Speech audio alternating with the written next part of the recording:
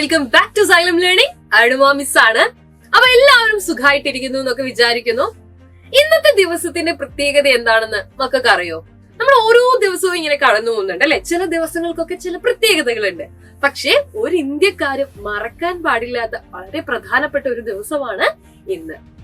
നമ്മുടെ രാജ്യത്തിനും നമ്മുടെ ഓരോരുത്തരുടെയും ജീവനും വേണ്ടി അതിർത്തിയിൽ കഷ്ടപ്പെടുന്ന ഒരുപാട് ആളുകളുണ്ട് അല്ലെ? നമ്മുടെ സ്വന്തം സൈനികർ. ഈ സൈനികർക്ക് വേണ്ടിയുള്ള ദിവസമാണ് ജാനുവരി 15 എന്ന് പറയുന്നത്. എന്താണ് ഈ ദിവസത്തിന് ഇത്രയധികം പ്രാധാന്യമെന്ന് ഇപ്പൊ നിങ്ങൾക്ക് എല്ലാവർക്കും മനസ്സിലായിട്ടുണ്ടാവില്ലേ? ഈ ലോകത്ത് അങ്ങോളം ഇങ്ങോളമുള്ള പല രാജ്യങ്ങളെയും നിങ്ങൾ നോക്കുകയാണെങ്കിൽ പല സ്ഥലങ്ങളിലും യുദ്ധം നടക്കുന്നത് കാണാം. ഒരുപാട് ആളുകൾ ഇങ്ങനെ മരിച്ചു വീഴുന്നതായിട്ടും നിങ്ങൾ കണ്ടിട്ടുണ്ടാവും അല്ലെ?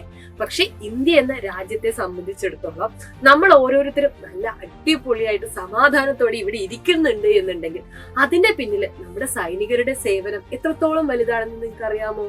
ചിലപ്പോൾ നിങ്ങളുടെ വീടുകളിലോ അല്ലെ, നിങ്ങളുടെ അച്ഛനോ നിങ്ങളുടെ ചെറിയച്ഛനോ അല്ലെങ്കിൽ നിങ്ങൾക്ക് ഏറ്റവും പ്രിയപ്പെട്ടവരോ നമ്മുടെ രാജ്യത്തിന് വേണ്ടി സൈന്യത്തിൽ സേവനം അനുഷ്ഠിക്കുന്നതായിട്ട് നിങ്ങൾക്ക് കാണാം. അപ്പൊ അവരെയൊക്കെ ഓർക്കാനുള്ള ഒരു ദിവസം കൂടിയാണ് ജനുവരി 15. അപ്പൊ എന്തുകൊണ്ടാണ് ജനുവരി 15 തന്നെ നമ്മൾ സൈനിക ദിനമായിട്ട് തെരഞ്ഞെടുക്കാൻ കാരണമെന്ന് ചോദിച്ചു കഴിഞ്ഞാൽ, ഇന്ത്യയുടെ ആദ്യത്തെ കമാൻഡർ ഇൻ ജനറൽ ആയിട്ട് ഫീൽഡ് മാർഷൽ കൂടി ആയിട്ടുള്ള ജനറൽ കരിയപ്പ തെരഞ്ഞെടുക്കപ്പെട്ട ദിനമാണ് ജാനുവരി 15 എന്ന് പറയുന്നത്. അപ്പൊ അത്രയും കാലം ബ്രിട്ടീഷുകാരായിരുന്നു അല്ലെ ഇന്ത്യയുടെ എല്ലാ സൈനിക മേഖലകളിലും തലപ്പത്തുണ്ടായിരുന്നത്.